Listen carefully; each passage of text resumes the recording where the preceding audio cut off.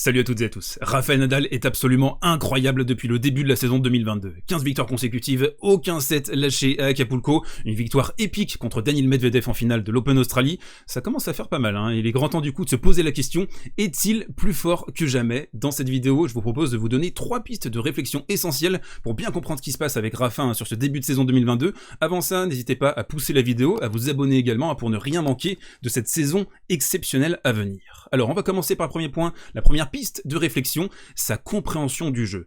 À mon sens, il a l'une des toutes meilleures compréhensions du jeu de l'histoire du tennis, à 35 ans, bientôt 36 ans, et il me fait penser, quand je le regarde évoluer sur un court de tennis, à Franco Baresi, vous savez, ce défenseur italien des années 80-90 à Milan AC. C'était un défenseur qui était très lent, c'était un libéro, et il voyait tout avant les autres. Il n'avait pas forcément une capacité d'accélération extraordinaire, mais il avait une science du jeu, une lecture du jeu absolument fantastique. Et cette science du jeu très affirmée, elle vous permet d'accomplir 2 choses essentielles en tennis. La première, c'est le sens de l'anticipation. Vous allez pouvoir lire les situations avant même qu'elles ne se produisent. C'est ce qui arrive aussi à Novak Djokovic, hein. Parfois, on a l'impression qu'il attire la balle à lui, c'est parce qu'il a une lecture du jeu, une anticipation qui est phénoménale. Et on a également la shot selection qui est améliorée, parce que vous savez quel coup va déranger votre adversaire à un instant T. Par exemple, là, c'est peut-être mieux de faire un slice. Là, c'est peut-être mieux de la faire bomber pour pouvoir remonter dans le terrain. Bref, vous avez une intelligence pratique qui est liée à ça et qui est fantastique chez Rafael Nadal. Cette compréhension du jeu fantastique est corrélée à une autre qualité unique chez Rafael Nadal. Sa capacité à souffrir pendant longtemps, énormément. On l'a vu à l'Open Australie, le coup de chaud, on l'a vu aussi en finale. Il est mené 2-7, 3 balles de break. Il va rester au contact, il va rester lucide, et c'est ça aussi qui est essentiel. Parfois, vous avez des joueurs qui sont menés 2-7-0 et qui vont tilter, qui vont perdre la lucidité. Pas Rafael Nadal. Rafael Nadal, il adore trouver des solutions, il s'épanouit là-dedans, c'est vraiment son kiff ultime. Et du coup, vous avez l'expression de son arsenal technique ultra développé, largement au-dessus de la moyenne. Franchement, à mon sens, il y a que Novak Djokovic qui arrive à le contester dans ce domaine-là. Il sait tout faire, les coups de défense, les petites amorties, les montées à contre-temps, les services volés, etc.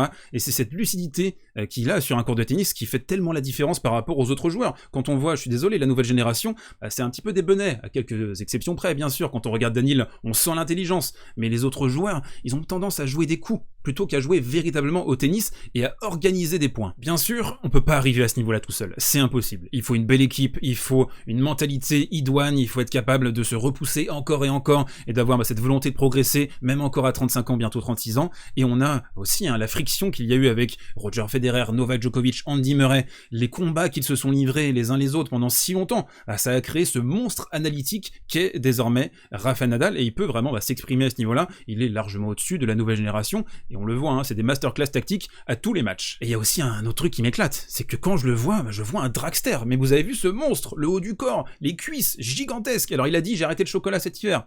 Ça se voit mec, putain. Le boule est complètement étriqué dans le short triple XL. C'est un mec, c'est un monstre physique le gars. C'est Clay Gain dans Game of Thrones. Il est incroyable, il est vraiment monstrueux quand on voit les... Alors c'est ça qui est intéressant aussi, c'est que vous comparez par exemple avec Novak Djokovic, on a 2 axes très différents. On a un joueur filiforme, élastique, et on a un bison, un dragster de l'autre, et c'est marrant de voir que vous pouvez atteindre quand même de gros résultats à cet âge-là, parce qu'ils ont quasiment le même âge, sur 2 axes très différents. On bascule sur une mini-analyse tactique de notre cher Rafa, 3 palettes fondamentales pour bien comprendre pourquoi cet instrument absolu. On va beaucoup s'appuyer sur cette demi-finale face à Daniil Medvedev, et la première palette, c'est la variété, la nuance dans le jeu de Rafael Nadal. Ici, au retour, il a complètement concassé Daniil. Il est à 25% simplement à Daniil sur sa deuxième balle, sur cette demi-finale. C'était pas un Daniil all-time non plus sur ce match. Ici, on voit Nadal, alors une tactique très simple, mais si efficace. Alors on commence par une balle bombée. Alors ici, il n'a pas forcément trouvé beaucoup de longueur, mais l'essentiel c'est d'aller trouver de la hauteur, de la sécurité, et vous poussez Daniil, qui est pas forcément super à l'aise quand il est à l'intérieur du court, à tenter une accélération ici.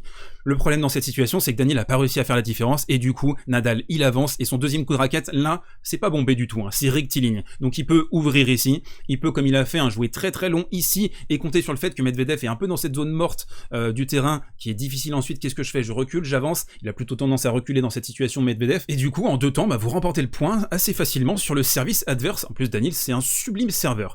On a aussi un deuxième point tactique essentiel, il faut vraiment que vous regardiez ça sur les prochaines semaines et sur la saison, notamment sur terre battue, c'est la qualité de service de Rafa, son pourcentage de première qui est essentiel. Contre Daniil, il est à 71%, contre Norrie, il est à 79%, donc 8 sur 10 qui passent en première, et il a été vraiment extrêmement performant dans ce secteur depuis le début de la saison. C'est vraiment ce qui lui avait manqué en 2021. 2021. Alors ici, côté avantage, bah, c'est monstrueux, hein, il peut servir à sauter, ce qu'il a fait notamment dans cette partie. Service extérieur, ensuite, pour aller s'ouvrir au maximum les angles, pour pouvoir envoyer un 1-2 côté gauche, ou alors faire un service volé, ce qu'il a également fait à de multiples reprises dans cette partie. Donc Nadal, là, la qualité de service sur 2022, bah, c'est vraiment ce qu'il porte, et c'est ce qui lui permet d'articuler son jeu, toutes ses forces. Troisième palette, un dernier point remarquable dans cette performance à Acapulco en demi-finale, aussi en finale, hein, on l'a vu, il est à 4 sur 5 sur les balles de break contre Norrie. Bon, il se fait débreaker 2 fois dans le deuxième set, surtout il sert pour le match et il se fait débreaker. Bon, il y a encore des moments où on sent que le manque de concentration, peut-être le manque d'application, il essaye aussi de mettre le curseur pile poil au niveau où ça lui suffit pour remporter les matchs. Il n'a pas besoin de jouer prime, il peut jouer simplement bien, comme il a fait à Acapulco, et s'imposer sur un tournoi quand même assez relevé.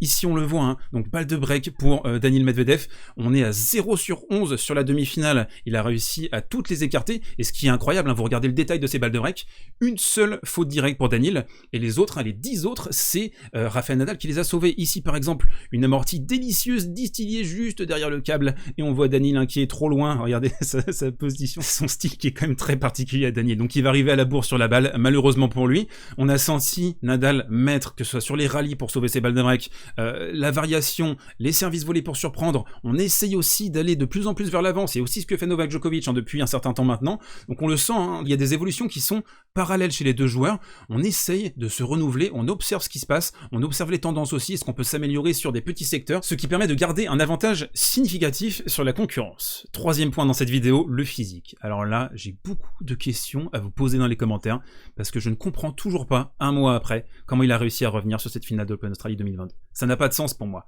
5h24 de combat, il est mené 2-7-0, il n'y a aucune chance, ça ne répond à aucun pattern, ça ne répond à aucune tendance en fait par rapport à ce qui s'était passé depuis 2019. On le sait, Rafael Nadal, après 4 heures, il était en grande difficulté. Je n'ai toujours pas compris comment il a fait, et du coup, il y a toujours cette question. Comment ça va se passer sur la saison sur terre battue? Comment ça va se passer quand il va avoir 2 combats consécutifs très longs? Est-ce qu'il va réussir à récupérer ses facultés de récupération?